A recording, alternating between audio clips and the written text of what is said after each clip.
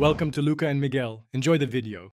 In this video, I will explain how to power your Hyundai Sonata key. Many people wonder how to charge their key fob, but typically, these devices use a small, replaceable coin cell battery. I'll guide you through identifying the correct battery type, gathering the few tools you'll need, and then show you the straightforward process of replacing it. This will get your key fob working like new in just a few minutes. Before you begin, it's important to know which battery your key fob requires. For many Hyundai Sonata models, you'll find a CR2032 3-volt lithium coin cell battery inside. You can usually confirm this by carefully opening your key fob first, or by consulting your vehicle's owner's manual. Having the correct replacement battery on hand ensures a smooth and quick swap.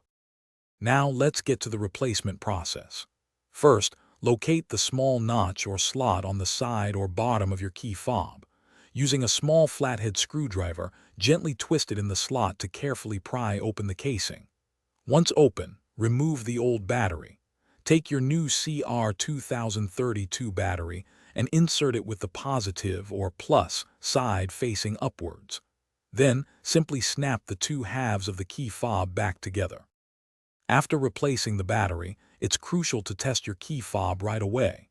Try locking and unlocking your car doors, and ensure the trunk release functions correctly. If everything works, you're all set.